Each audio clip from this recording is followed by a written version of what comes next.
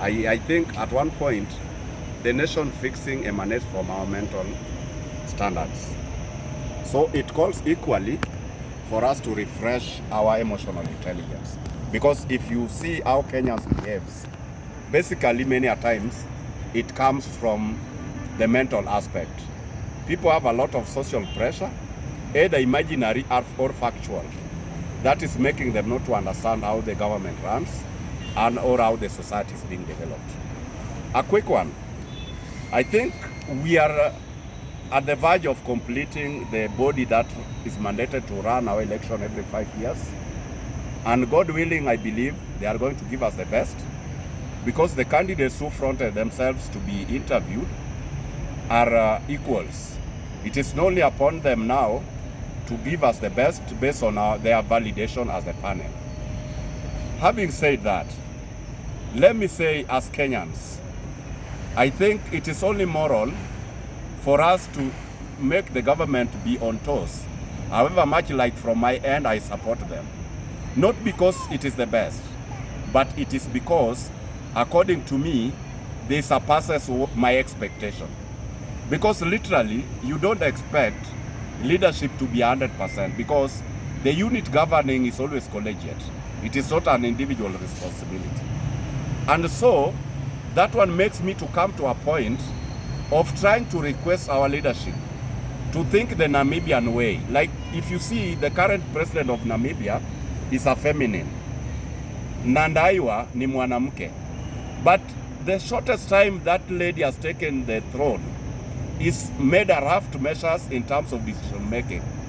One, the lady decided to argue out that globally we are equal, irrespective of the race.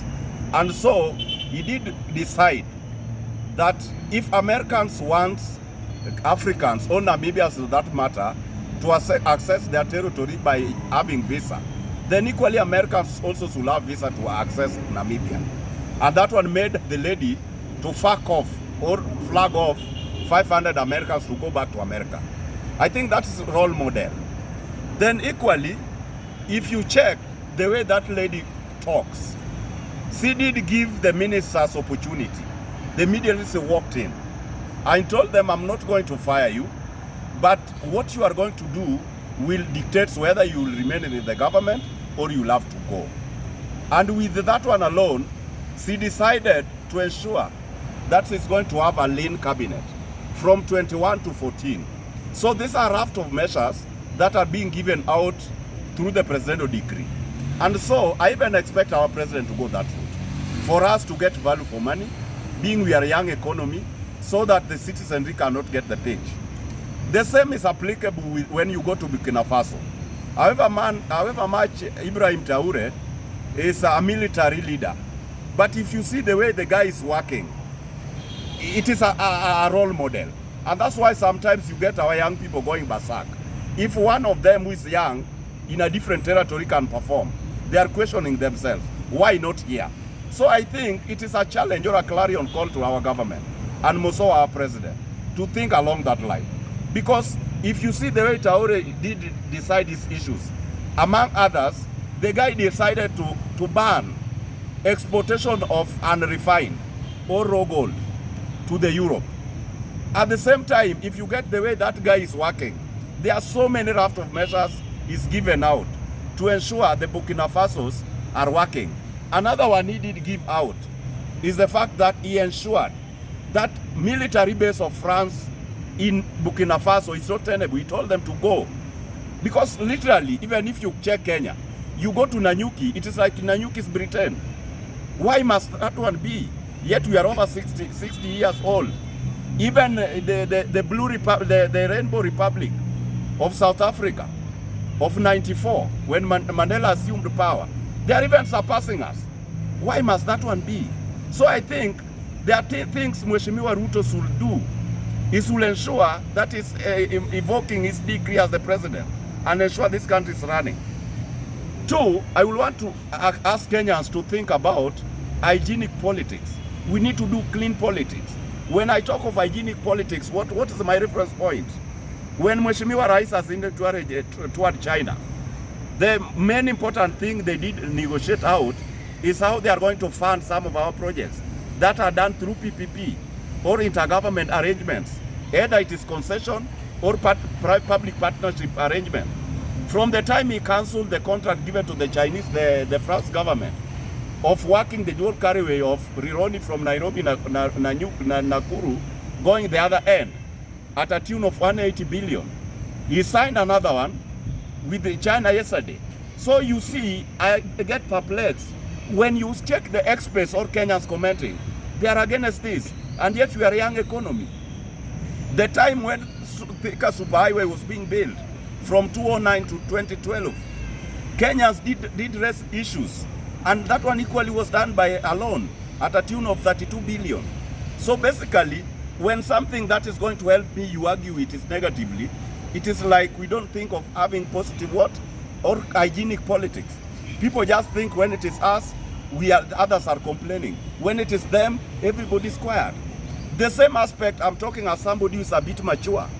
I did also followed up when Kasarani Stadium was being built. That's Moi International Stadium. That one was 1987, built at a tune of 8.7 billion. You realize some quarter of Kenyans were complaining that instead of President Moi building the stadium, Kenyans are having more equal issues to be attended to. So I think basically we need to think along that line and to evaluate ourselves and to help one another. I repeat, when we do hygienic politics, more so, we are cognizant, however much sometimes we bullish the young people. We tell them Gen Zs cannot have the way, but really they can have the way if they are organized. Because it is the truth being told. If you have the current crop of leaders we have today, even if we replace Ruto, we are doing nothing. Because let me just say, not unless we think about Kalonzo Musyoka, not that I'm supporting him, but how do we evaluate profile of a leader? Kalonzo served in Moi's government for 23 years. If you evaluate Kalonzo very well, he doesn't have that enormous wealth. With the Moi's regime, owning a land was only requiring you to be a baddie. You become a darling to him, he gives you the whole chunk of land. But Kalonzo did manage to do that. That one tells you he doesn't have appetite for the public resources.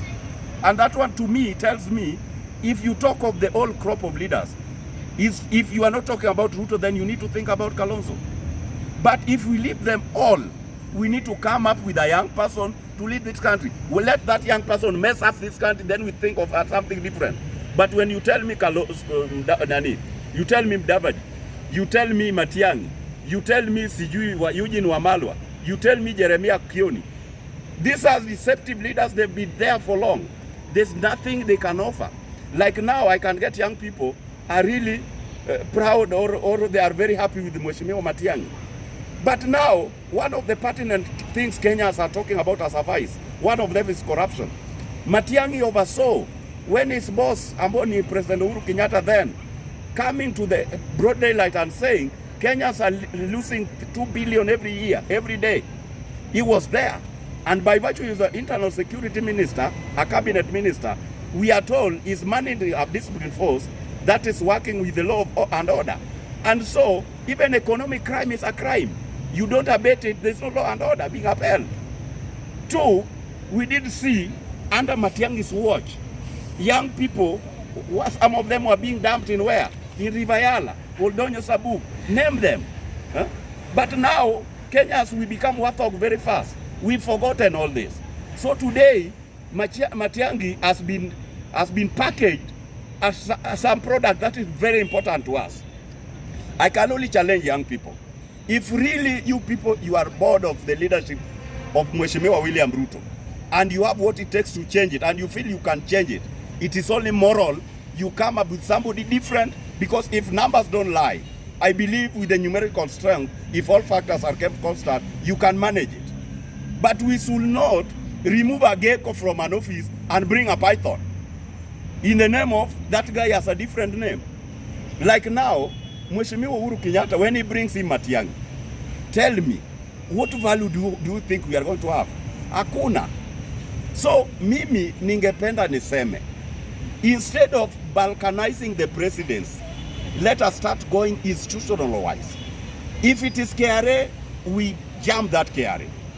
If it is county government of Homa Bay, the governor and his office must tell us why they are placing our money. Because if you check it keenly, there's nothing we are talking about. In fact, they are giving us content to debate every day. So according to me, gentlemen, I really appreciate the work the Fifth SS is doing. You are doing a very modest work. And in fact, going forward, I'm foreseeing the social media overtaking the media, the community. Because currently, people do not have time to watch main media streams. In fact, if I might be honest, it is only social media that today is not biased. Main media streams are already hijacked. They want to give the public what they think is befitting them. And so, mimi nitasema, kama wananchi watukufu, we need to think so fast and decide positively and think as a family. Not think of me being a Luo, you being a Kuyu, you being a Kamba. Right now, I'm doing a release. I've not asked you how many Luos are here. I've not asked how many Kyuks are here. Because at the end of the day, we symbiotically coexist. Hakuna mtu anaweza ishi peke yake. But the buck stops with Mheshimiwa William Ruto. And the way Kenya is, Mheshimiwa William Ruto will never have peace until such a time he will start exercising the decree of the presidency. There are some things he doesn't even need to debate. Let him do it. Whatever outcome that is going to come, as long as he means well for the general public, I think the result will be seen after that. Over the issue of James Orengo and Mheshimiwa Raila Amolo Odinga, the other day I did say, there's a game, we should not jump into that game pasipo kujua ni game gani. I think, let me tell you from where I sit, because passionately I follow ODM issues. Mbali ya kwamba I'm one of them, but I'm not in the inner circle. What Mheshimiwa Raila Amolo Odinga has done is what a sensible and mature person should do. Today, if I disagree with my wife, and people sees there's a disagreement, one of us has gone public. I think if you are intelligent enough, you wait for your wife to come back to the house, you discuss that thing at family level.